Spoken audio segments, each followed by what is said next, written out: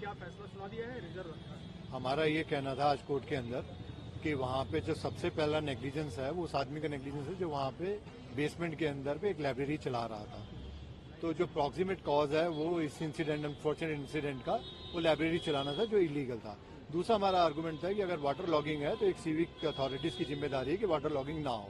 अगर उस रोड के ऊपर कोई गाड़ी चला के जा रहा है, जिस बिल्डिंग, उस रोड के ऊपर जो बिल्डिंग सिचुएटेड है उसके अंदर कोई अनफॉर्चुनेट इंसिडेंट हो रहा है, तो इस आदमी को लायबिलिटी नहीं है। और स्पेशली उस कंडीशन में जब आपने इतने सीरियस ऑफेंसेस लगाए हैं जो डील करते हैं 304 पुराना आईपीसी होता था, अब 105 बीएनएस है, जिसमें इंटेंशन और नॉलेज एक मस्ट है। अगर इस तरह के हम एक्शन ले रहे हैं तो उस गाड़ी ड्राइवर का कोई कसूर नहीं है। ये हमारी सबमिशन थी।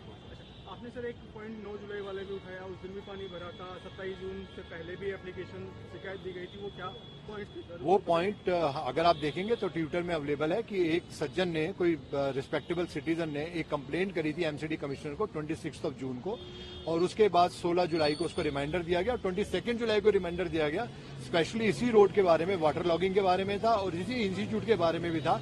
अगर उसके बाद भी सिविक अमेनिटीज इंसिडेंट को रोक नहीं पाई है तो एक थर्ड पार्टी जो अनअवेयर है, उस रोड से निकलने का कसूर कर रही है, उसको आप एक्यूज नहीं बना सकते। मेरा कहना यह था कि कोर्ट इस केस की सुपरिटेंडेंस खुद करे और इनोसेंट आदमी ना पकड़े जाएं, राइट कल्प्रिट पकड़े जाएं, ताकि उन 3 बच्चों की परिवार वालों को, बाकी स्टूडेंट्स को जो बेचारे रोड में जो 20 घंटा पढ़ा करते थे, वो आज बेचारे रोड के ऊपर हैं एक जस्टिस के लिए, उनको कम से कम न्याय मिल सके। क्या सर इसमें अभी तक किसी सरकारी विभाग के किसी अधिकारी की कोई गिरफ्तारी हुई है, किसी से पूछताछ हुई है? कल हमने ये पॉइंट कोर्ट के अंदर आर्गुमेंट किया था, तो हमें ये बताया गया, कोर्ट ने स्पेसिफिकली एक क्वेश्चन पुट करा इन्वेस्टिगेटिंग ऑफिसर से, तो उनका जवाब ये था कि इसमें हमने एमसीडी के कुछ ऑफिसर्स को सम्मन करा है।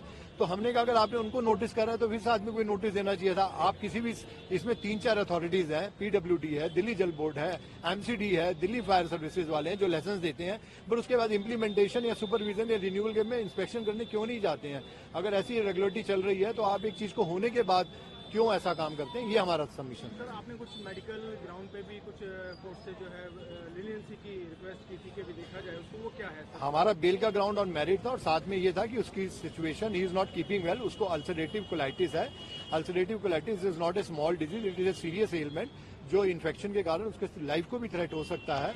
तो उसके लिए भी उसको one of the ground for bail था हमारा, और हमारा ऑन मेरिट भी था। सर जो पीपी है उनका एक बहुत बड़ा ग्राउंड ये था, सबमिशन ये था कि जो मनोज कटोरिया हैं वो ऑफ रोड व्हीकल चलाने के शौकीन हैं और उन्होंने वहाँ उस दिन भी लापरवाही के साथ अपनी गाड़ी को चलाई, और अगर ऐसे ना चलाई होती तो हादसा नहीं होता। ये बिल्कुल इररिलेवेंट, क्योंकि मेरे फ्रेंड ने आर्गुमेंट करे हैं, बट मैं इसको बेबुनियाद आर्गुमेंट समझता हूँ। विद रिस्पेक्ट टू हिम, उनका अपना अपोज करना था तो अपोज करने के लिए कोई ना कोई उनको ग्राउंड चाहिए।